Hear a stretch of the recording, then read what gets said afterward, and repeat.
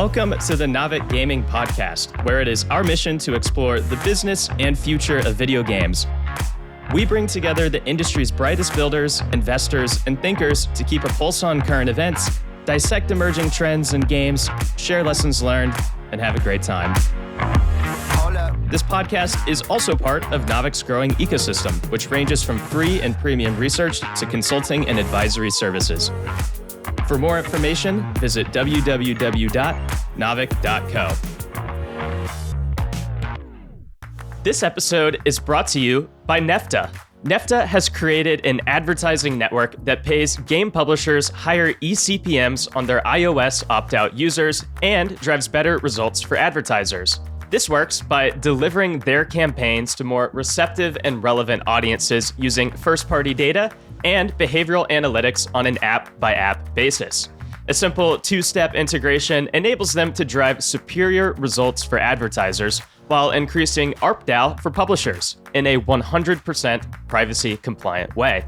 You can learn more about how Nefta can boost your results at nefta.io.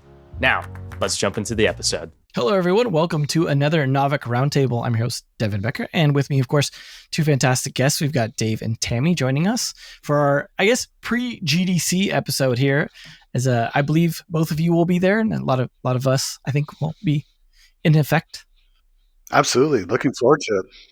Yeah, really excited to make it out there for GDC. If you see us on the street, stop. At least for me, stop me, say hi. Definitely want to connect with as many people as possible. Absolutely. I guess I'll have to watch the YouTube if they only just listen, right, to actually get the visual for that. Recognize. Yes, or the cover for the episode. Right, but I won't be carrying my dog, so you can't rely on that. Yeah, that was the signature move. Cool. Well, we have a few different topics here to talk pre-GDC, but I think a lot of people are saving all their big guns for GDC itself. So I imagine there's like a little bit of a slowdown just before, and then I think we'll have a lot to talk about also after GDC. So definitely stay tuned for that. But in the meantime, I think we have a few interesting topics here. I think to start with one that I think people probably saw coming after all of our discussions of it last year around another Super Mario movie. Hell yeah. So just a little one to start. It's been confirmed because we were all speculating that given the success of the first Super Mario movie, the odds of us seeing a second one, a sequel, would be very, very high.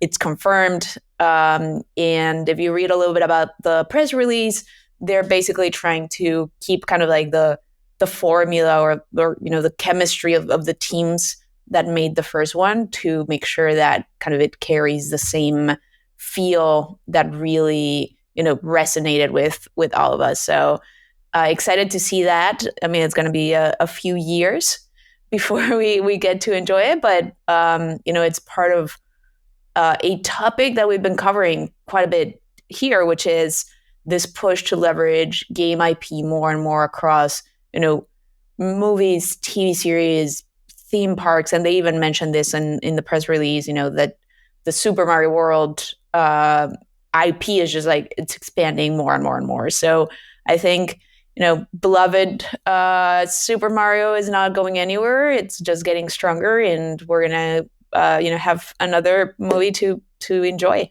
We also have the Zelda one as well that was announced a little while back, right? And but not by done by the same people. So it's kind of interesting that they they went with Illumination for the first one, and then went with a different company for the second one, and then still continuing with Illumination for the sequel to this one. So clearly it wasn't the case with the Zelda movie that they were just like, we weren't happy with Illumination. It was more just like, let's diversify how we're doing these. So interesting that they're kind of spreading that out a little bit, although I'm sure those companies out there looking to get those gigs are very happy to see that.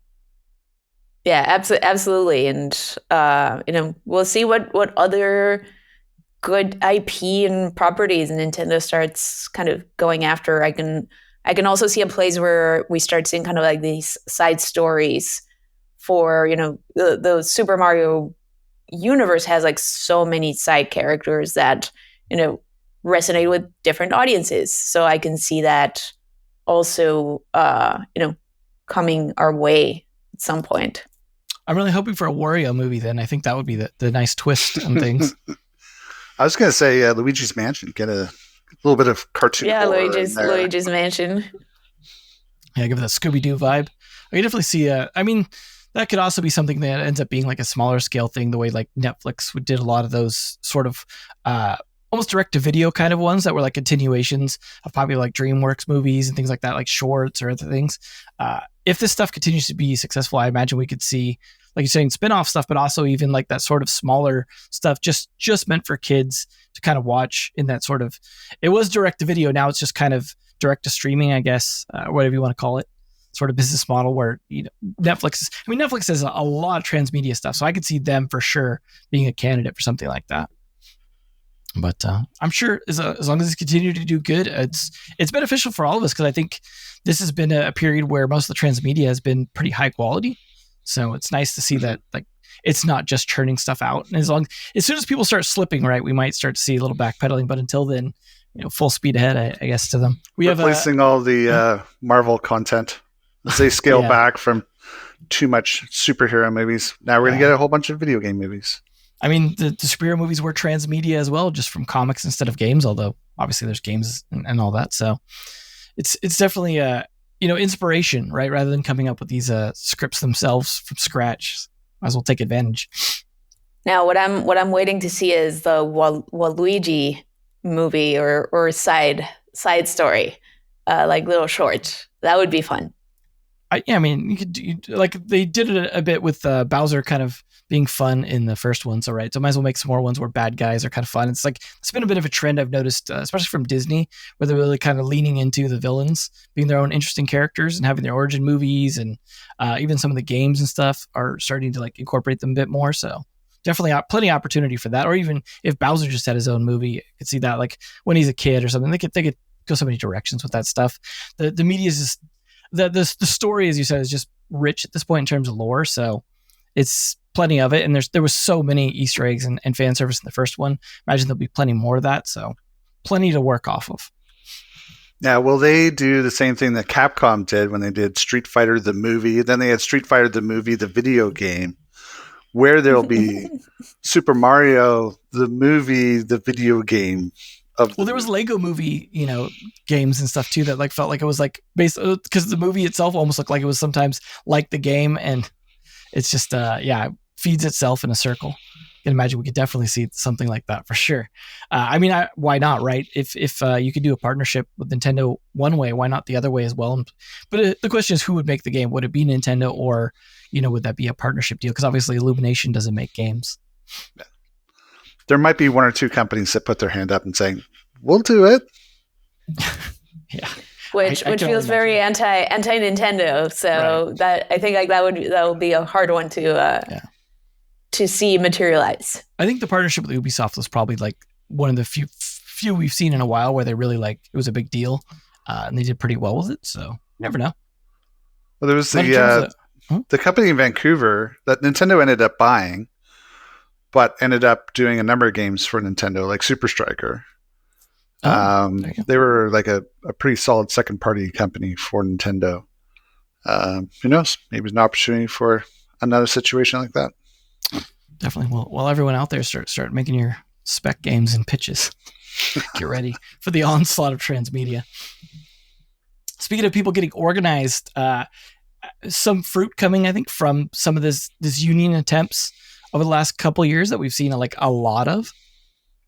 Yeah, so I would say probably is the biggest success story that the unions would say that they've had to date.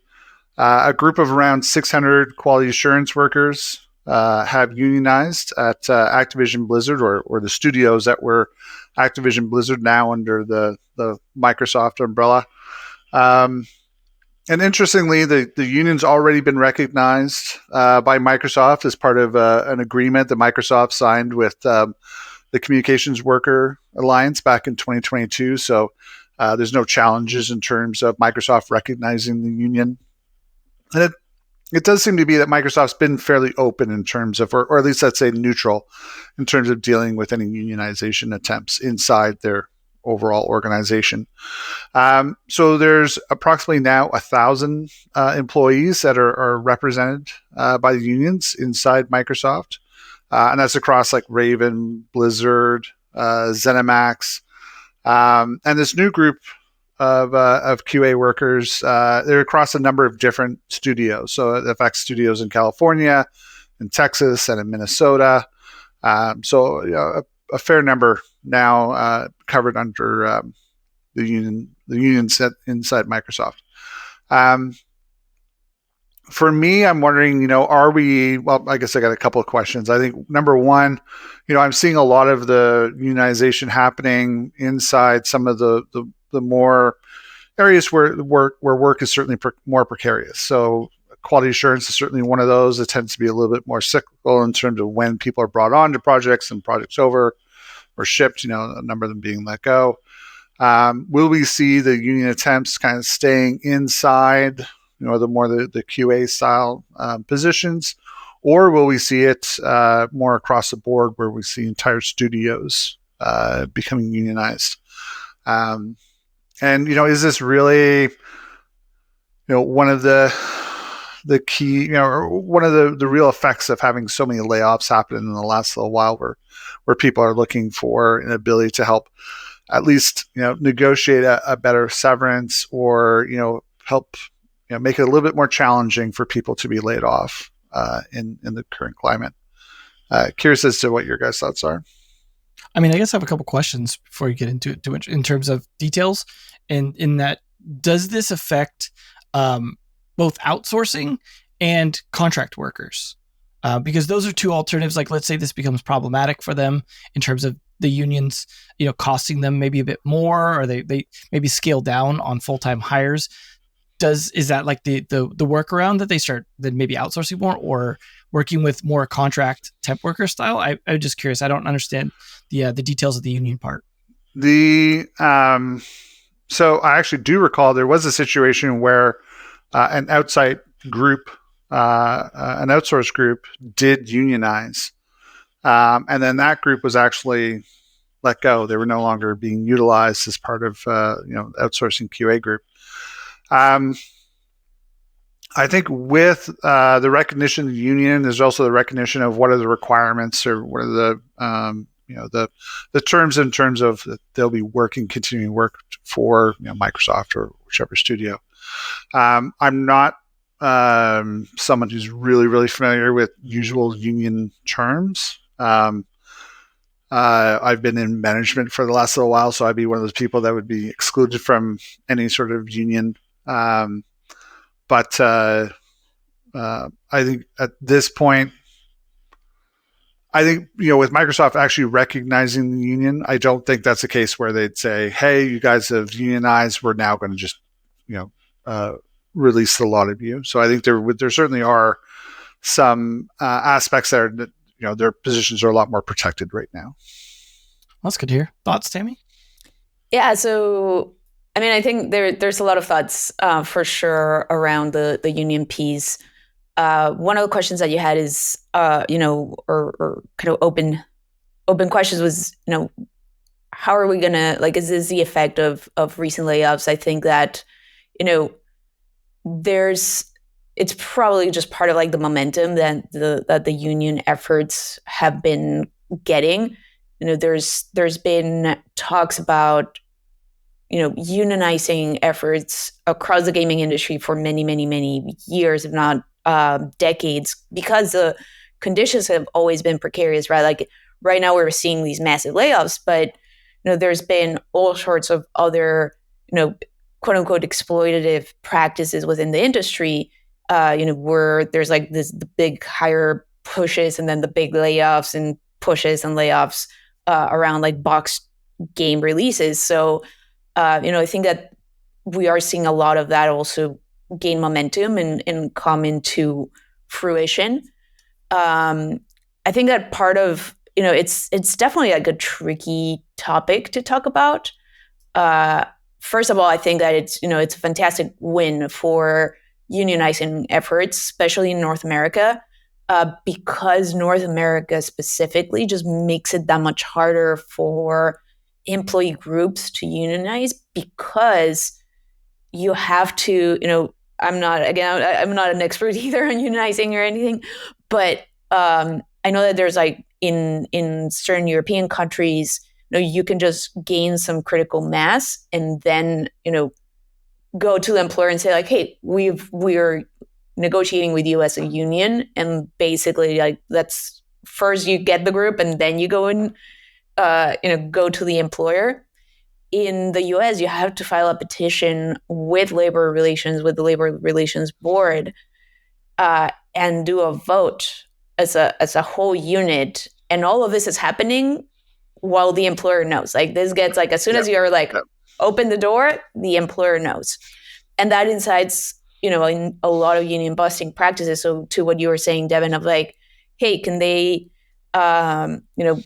perhaps go more the route of like outsourcing and contractors to avoid unionizing, like before they recognize a union.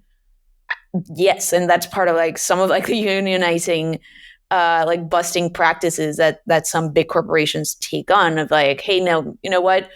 We're not going to block you, but we're not going to hire you. We're going to start hiring more over here, and like all sorts of different things, right? So, again, back to specifically like what we're seeing right now, I do think it's a huge win, because now that Microsoft has recognized these unions, now like that's formal, that gives them a seat at the table to really start, negotiating, whether it's better salaries, or as you mentioned, Dave, like, the conditions and terms of, layoffs and severance packages, so that if you do end up facing that, it just, it's under much better conditions for, the group that is being impacted. So I think, and I know a little bit of a ramble there, but I do think that there's a lot that, gets mixed in with like unions, but, it really, like, a union is a group of people. So, they're going to represent their interests. So it really is like that, giving them that seat at the table and advocating, just to, have a better workplace and, a little bit, more transparency and the resources that they need.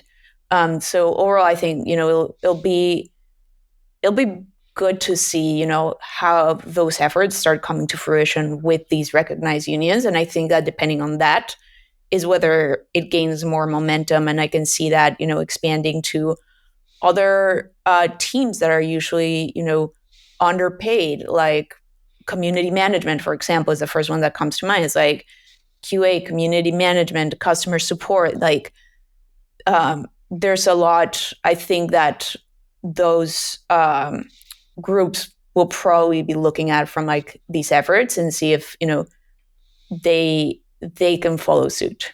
Mm-hmm. I do. Yeah, I agree with you. I think it's probably going to be the groups that companies that, I hate to say it, see some positions as being a little bit more disposable. There are people that come in, they come out, they don't see them as necessarily someone they are looking to bring into a company over for many, many years, who don't have that. They don't have that balance in terms of the power structure inside the company. I think if a group of engineers got together and said, hey, if we don't see some changes, we're all going to leave. Unfortunately, right now, I would say that group of engineers probably have a lot more power, so to speak, inside that company than a group of QA. That the company would probably see the QA as a little bit more easily to replace.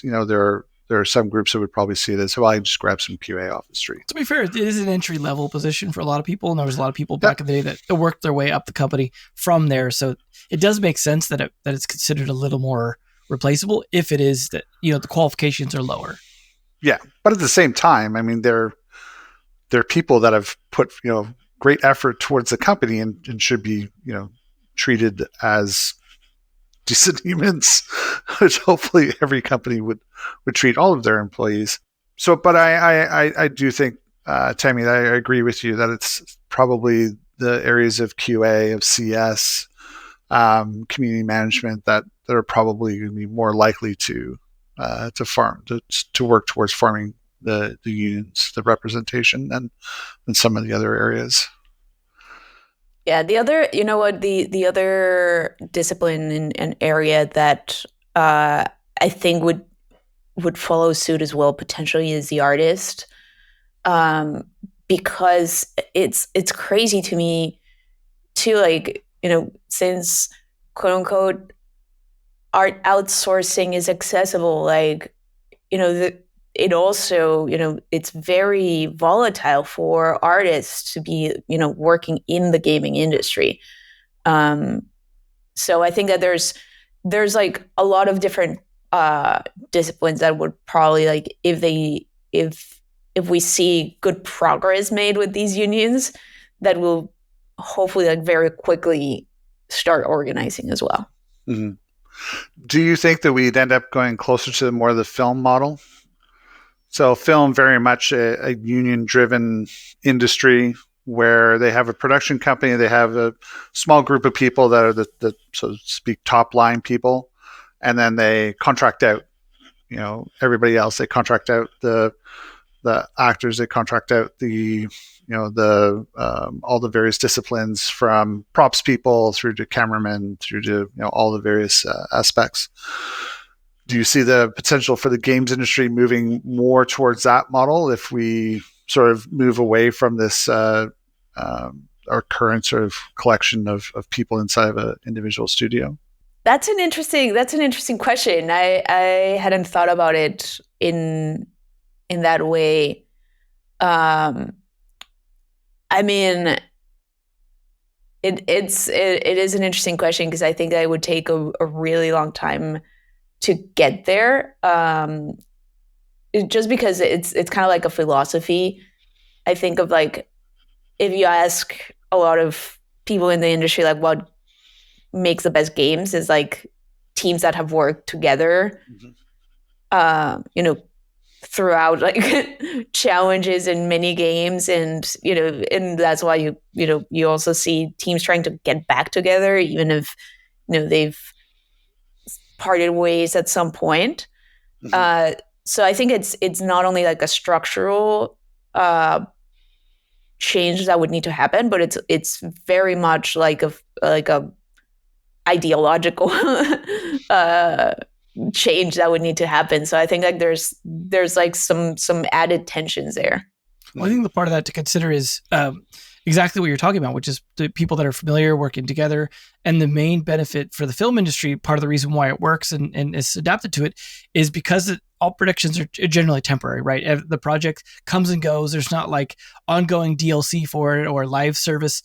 Well, yeah, I don't know. Maybe all that changes. Maybe they go to the games model and then we go to the film model.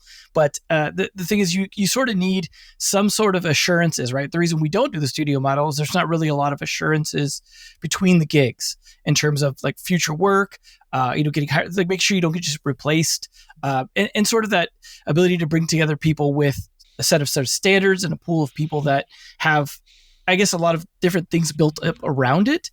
And that makes it easier to do that. And, like, if you look at the way the film industry does it, a lot of times it is exactly what you're talking about. People that have worked together tend to hire a lot of the same crew because they know they're reliable. They know how they work. It's not terribly different at all. It's more just like this was the nature of the beast for films. And unions really helped make sure that wasn't just pick up people, drop them in a way that, like, there wasn't really, like, a lot built around that.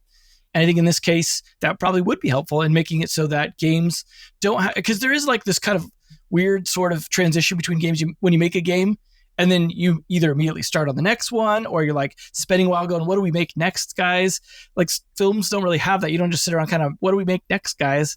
Like, that's kind of, you go shop whatever your project you have around and, like, try and get it greenlit, but then build it from the top down, via director or screenwriter or whatever, via the studio heads. And it's a very different structure that way. But financially, it does make some sense based off of how they build it. But at the same time, I think it's a little easier for a film to kind of build what it plans to build than a game, where they kind of have to find a lot of it in the middle. And I think that part is probably actually the bigger challenge. And maybe their pre-production is really, like, heavy prototyping, figuring it out, before you're trying to get it greenlit and things like that. Obviously, it takes time to adapt, but I don't think it's an unadaptable model. They do have live ops. It's called TV series. True, but those are packaged in seasons the same way. It's like you're packaging a thing, and they get canned or switch out people and things like that. But yeah, absolutely, they have unions. The other thing I actually want to bring up around the unions that's very topical, I think, lately is we saw recent action a lot. Of course, with TV and film and around actors and even voice actors and writers and things like that. And one of the big points of contention was AI. And so when you're talking about some of these jobs that are maybe a little more entry level, there's maybe also more potential for AI to impact them. So if there, like right now, there's not a lot of bargaining power against your QA job getting replaced by some kind of AI farm that's doing all the playing and automated reporting. Obviously, like there's been a lot of that over time anyways. Like there's a lot of automation to try and save money in QA, or at least to try and test things faster, because humans at some point can't scale to the level. So it makes sense. It wasn't really stealing jobs quite yet. But especially when we're talking about artists and outsourcing, you get outsourced to another country or you get insourced to AI. And it's obviously, in theory, a lot more cost effective to insource to AI than to outsource to another country. And that was one of the things that Andrew Wilson was talking about when he was talking about, the example was stadiums, building stadiums, where the initial process for building a stadium was something like 6 months. And through the use of AI, they were hoping to get it down to 6 days. Where with some of their current pipeline changes, I think the example you gave, they got it down to like 6 weeks. And hey, if we got it all, a whole bunch of AI involved, then hey, we can get it down to 6 days. And if we can go from 6 months to 6 days, that's huge savings, and we can either build more stadiums or what have you. So yeah, Tammy, there's your reason for artists to try and unionize, is because AI is certainly something that's going to be injected into the production workflow for the art team and for the engineering team at some level. Would you hire a junior person for $50,000 to $75,000 a year when you're going to have AI potentially write some front end code for you? I don't know if you guys literally saw there was a software engineer AI that got put out today by Cognitive, I think it was, called Devin, spelled the exact same way as me. So apparently there's a even better engineer version of me than me out there, and that kind of stuff. I don't know if you've seen it. It's pretty impressive, and definitely looks like. I mean, I there will be absolutely hiccups, but this stuff is definitely getting to the point where, at least in certain use cases, could be useful. But your example of the stadiums one, I think that what that ends up doing is revealing all the other bottlenecks you didn't realize were there that prevent it from being 6 months. You find out, we can't, like, that actually was like, it's great we scaled all this stuff down, but you can't really get it down to 6 months because of this, because of this, because of this. I think AI is going to be the same way, right? Where it's in other industries where we can scale certain parts down, but it reveals the other parts that are difficult to deal with in some ways. Like, hey, maybe it's the zoning that ends up taking everything from, the stadium building, or you checking fire safety, all these check boxes that end up being problematic. And then if you can't automate a lot of that because it's purposeful government regulation or something like that, adding those hurdles. But I mean, this is something we'll see play out, right? This isn't an immediate change or anything like that. It's more like a bit of a warning shot, but also if we're making progress in unionization, that does offer opportunity for us now to start to figure out, okay, well, how do we tackle this? And maybe it just means less people needed for certain things. And those people will have to be specialized in working with the AI and actually, using it in a way that's helping them as a tool or whatever. So it's not replacing a specific person, but it is scaling down the amount of people needed so that the people that are remaining can use it or work alongside it. And hopefully that's something that just multiplies the amount of studios that are possible, or about the games that are able to be built, like with your stadium example. Like, hey, if you can build it down in 6 months, but that reduces down the amount of people, are you losing people or are you building more stadiums? And I think there'll be some yin and yang with that I think we'll have to consider. But in terms of government regulation and bottlenecks, one actually kind of working out in our favor lately is the smackdown happening in Europe on Apple. The DMA going into effect in Europe. I'm not usually a big fan of a lot of the European regulation, but in this case, yes, more please. I know, yes. So yeah, we've been talking about this because Apple has been, making waves around all of this coming into effect. Now in March 7th, finally went into effect. So that is the Digital Markets Act, or DMA. And just as a reminder, it's a European regulation. So, a lot of what we can, that we talk about can be contained to just, European users, European practices. Sometimes when Europe has put in these regulations, we've seen it, unlock opportunity for other, basically, like, it's the first step of like many to, other countries following suit. But right now it is contained to Europe. And I think we see that with Apple also being like, hey, it's contained to Europe, so we're containing it to Europe. So yeah, we've seen a lot of twists and turns. And of course, Apple released their policy changes, which have more caveats and twists and turns. So just to take a step back and go over what it actually means in theory for developers is, in theory, platforms like Google and Apple have to allow third-party payment providers other than the default that Google or Apple Pay give. They have this regulation around letting developers steer to off-platform web stores without retaliation. So things like web shops that we've talked about and we've seen a lot of teams implement and see significant added revenue. There had to be like a lot of tiptoeing around how to do it to not be, full out of compliance with Apple and Google. And, now you can more easily do it without fear of not being compliant and kind of getting your dev account shut down and all that stuff. They have to allow third-party storefronts on their platform. Here, we're going to continue to see that saga between Epic Games and Apple, because that's where that's playing out, right? With Epic really pushing hard to get their app store on iOS in Europe.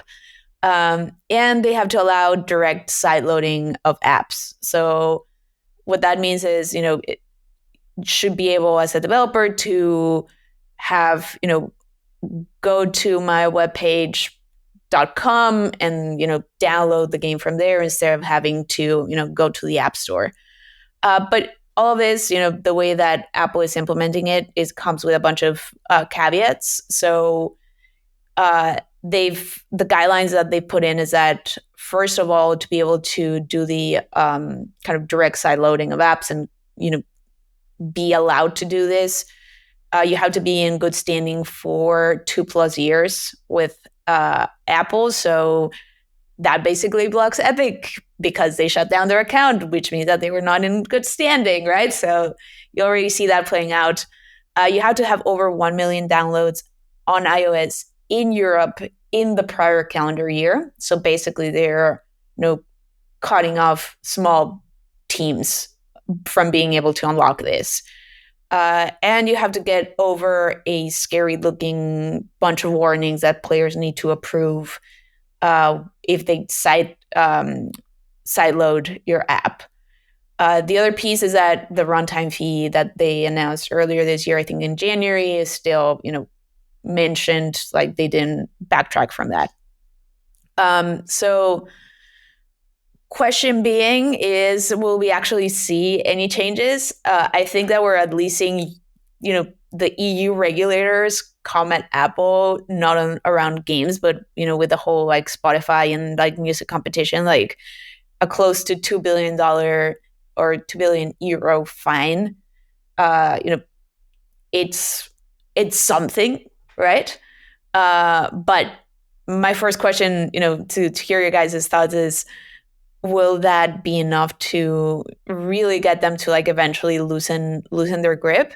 And the other question is kind of more food for thought, is like, what are the possible unintended consequences from these regulations, right? Like we can see a lot of positive and we can see a lot, as I mentioned, like opening the door to them. But we can also see, just stuff that crowds the space in some way or like makes it hard for developers. And my example there is like, we all have to accept those cookie pop-ups because of a European regulation for the GDPR. And it was like, well, now it's just like gonna spam you every time you go to a website, right? So yeah, curious to hear your guys' thoughts. Yeah, given it's like Apple says, okay, we're going to do this, and that's the part that they shout really loudly. Hey, we're going to allow for third-party websites. We're going to allow for all this, and then they very quietly put in, as you say, here's all the rules and restrictions. Here's all the fine print in order for you to allow you to do that. I really wonder what percentage of companies, are going to be able to do it. What percentage of companies are going to want to do those things, because they do require the companies to accept the new terms and conditions with the the download fees and the new style of Apple, pulling any fees from the developers. There's a number of extra steps that developers are going to have to undertake. Are they actually going to see any benefit from it? Apple saying, hey, if you decide to do sales through outside of our store, we're still going to charge you 27%, knowing that you're going to be incurring 3% charging fees for using Xsola or some other third party platform for managing your payment systems.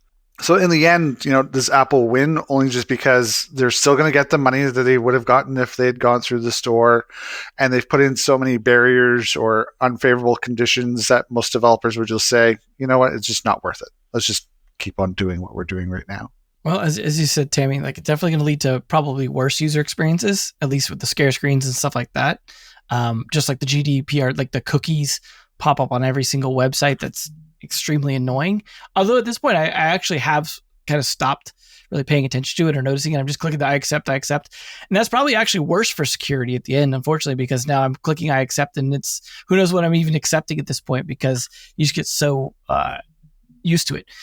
But to your point, Dave, in terms of like, who would want to use this and why, like, I think it's interesting to consider that if it's in theory kind of worse than complying, then the people who will do this are the people that find out some other way to turn this to their advantage, right?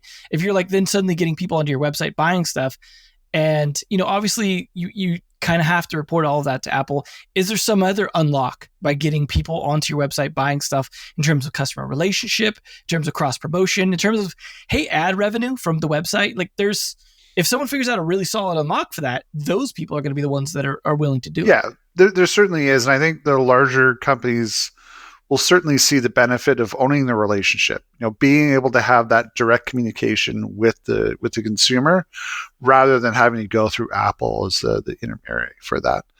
So I do think that, a number of companies will see that advantage of being able to now directly talk with their consumers and be able to upsell them on other games, upsell them on merchandise, as you said, really take advantage of the fact that where the consumer is on your website, and you have the opportunity to do more than just pitch them on that, that one particular game when they're on that landing site.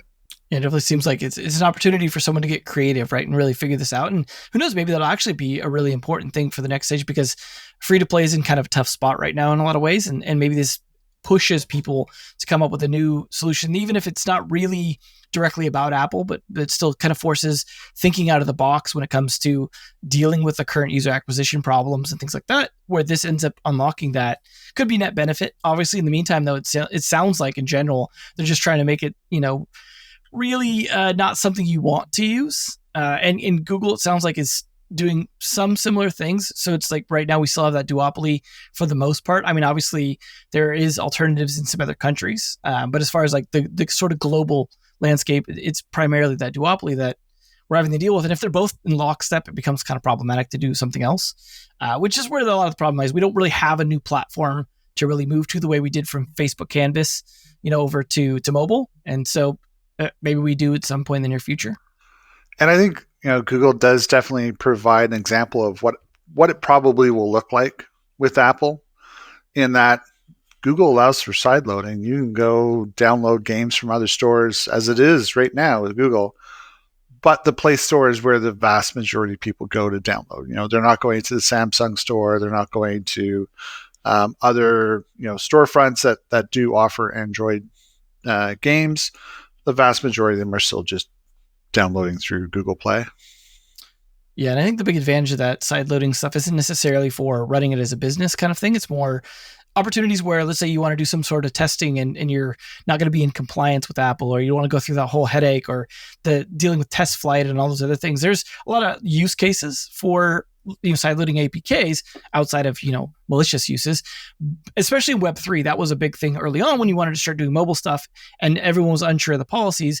APK sideloading was a way you could deal with that. And so there's definitely those, but again, as you're kind of pointing, there's not really like a business model around it, right? At the moment, people have tried. There are alternative things like F-Droid, and Amazon tried its app store and stuff like that. So it's not a mainstream thing, but it would be fantastic still to have an iOS as an alternative. But it sounds like they've really locked down who can do it in a pretty restrictive way. It's like, not only do you have to be in good standing, which, as Tammy pointed out, definitely is. I don't think it was purposely put into Target Epic, but they certainly were happy with that being a side effect of it. But also, like, it's the limiting to the $1 million and all that.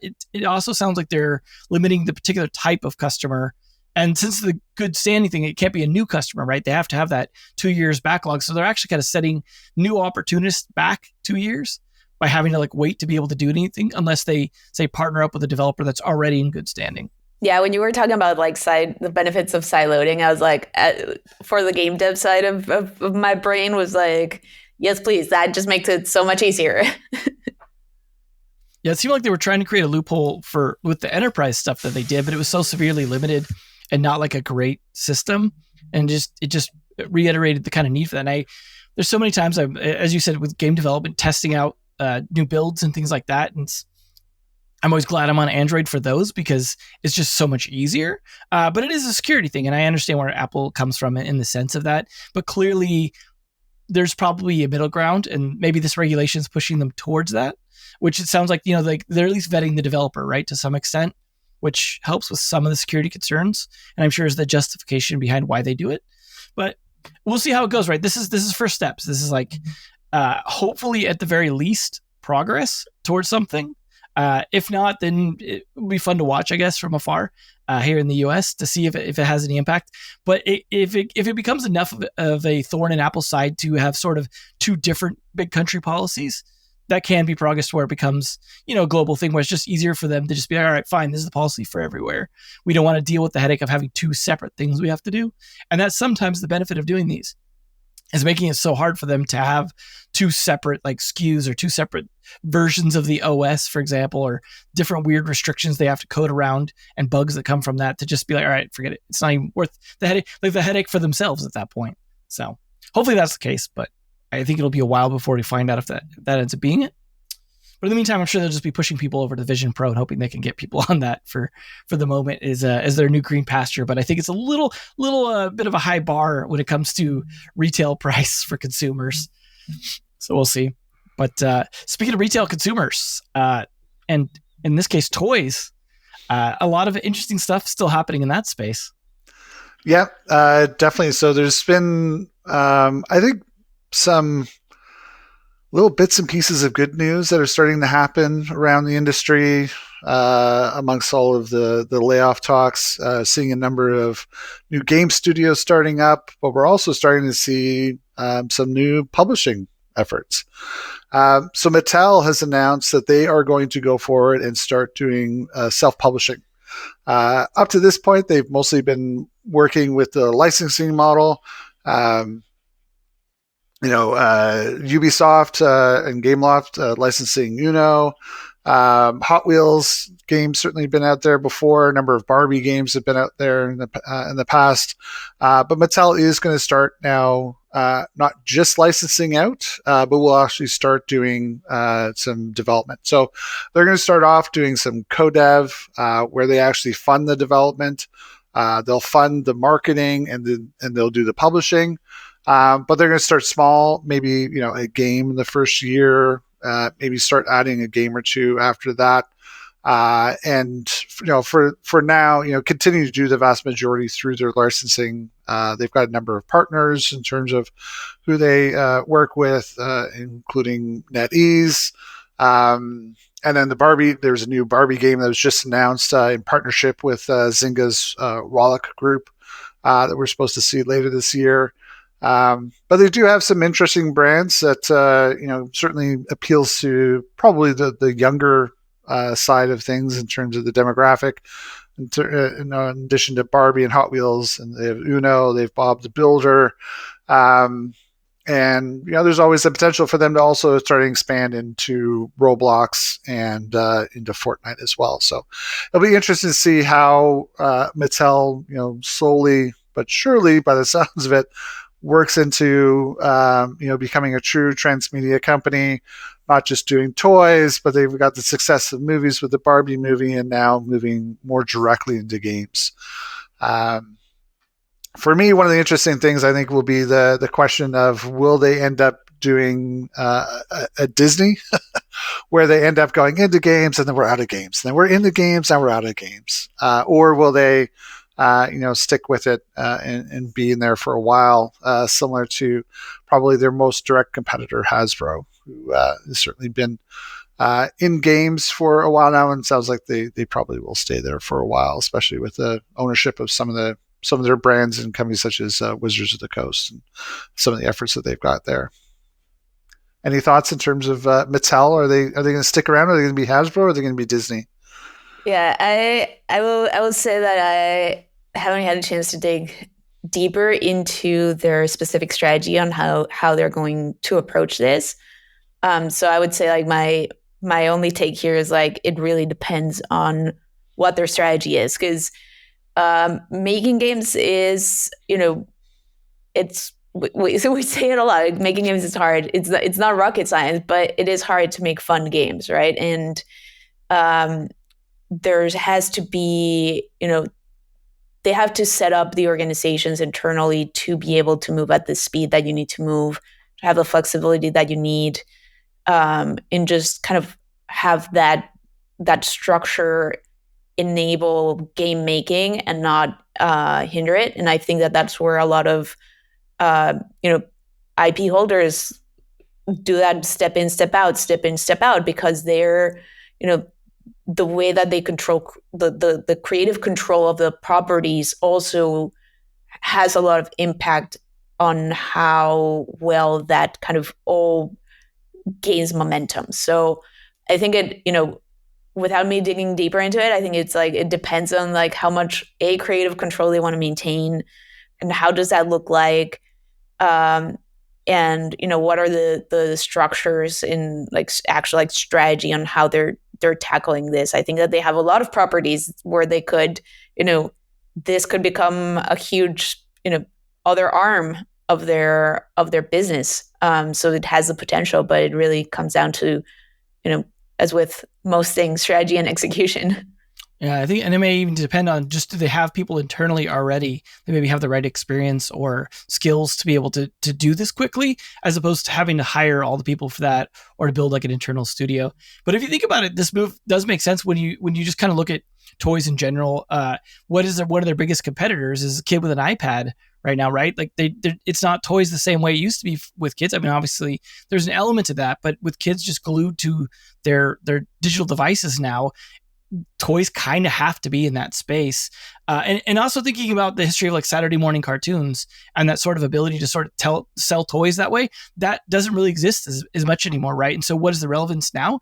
Maybe you get into games as a way to help sell toys, and maybe that becomes the thing to push people to toys, or becomes, a Skylanders-esque kind of experience where it works with the toys. There's a lot of opportunity there, and like maybe that's what Mattel sees, or maybe it's just a transmedia play of like, why are we not making video games of our hot properties to continue to extend monetization? Because at least for now, when you go into the theater to see Barbie, there's no in-app purchases you could make during it. So this does seem like a monetization opportunity for them for properties, right? Like same when you buy toys, right? You got to deal with the whole retail chain, and there's only so many upsells they can make. Whereas with digital, sky's the limit in terms of what they can do monetization wise, which is, just ask Hasbro, they know that very well. And so this is maybe first steps, and hopefully they don't pull a Disney. I mean, to be fair, like Disney did some pretty cool stuff early on, and then eventually bailed. So it is too bad to see that, but at the same time, like it just wasn't their strength, and it's difficult. Sometimes they just do that and then start outsourcing or whatever. But I also am interested to see if this ends up like bleeding even into Web3, because we've seen a number, as you said, Hot Wheels was an example when that went into Web3. There was quite a few others in terms of digital toys having a good overlap with NFTs. So there's always possibility that Mattel could further dabble in that sort of overlap as well, to kind of do something that maybe has some interesting relevance in that tech of like, hey, you've got your Hot Wheels, you can scan it into the game. And it's also an NFT, and like there's definitely opportunity. But again, depends on that internal expertise or who they hire. If they have to hire people and depend on contractors, it's most likely to be short-lived, I think, unless they find like a lot of immediate success, because it could just be a huge cost thing that's just maybe a light marketing vehicle at that point. But I hope they're successful. It sounds like because they're starting off with co-dev, I would suggest that they probably are starting off hiring sort of those top line individuals, be that the creative director, executive producer, the people that sort of frame the overall creative for it, and then find a studio to actually build it out, rather than trying to hire them all internally, as you said. Yeah, and as mentioned, it's not like this is Barbie's first game. There was like the old, I was just 6 gazillion. The old CD-ROM games and everything else, Flash games. I'm sure like it's a long history to tap into. It's just finding like stuff for the modern market, but it seems like mobile is still a very good fit for like those types of products. So we'll see what they put out, and hopefully it will be at least of good quality. If not, maybe the employees can unionize, and we have a whole bunch of other stuff related to it that we can be pushing, or maybe they can use some AI to help it.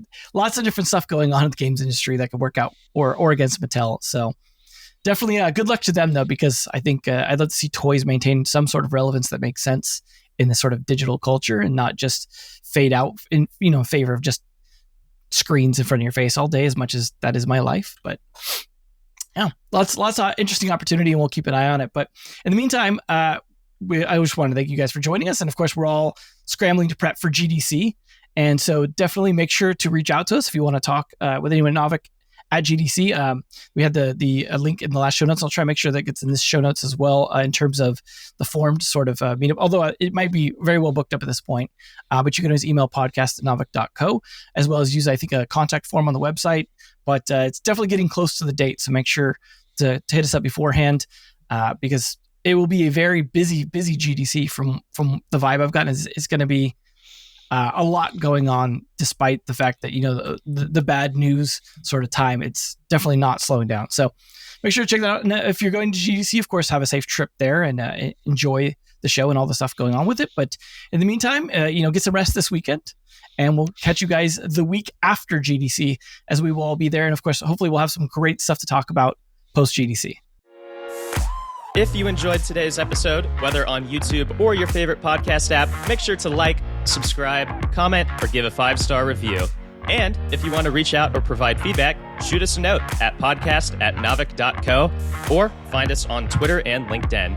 Plus, if you want to learn more about what Novik has to offer, make sure to check out our website, www.novik.co. There, you can sign up for the #1 games industry newsletter, Novik Digest, or contact us to learn about our wide-ranging consulting and advisory services.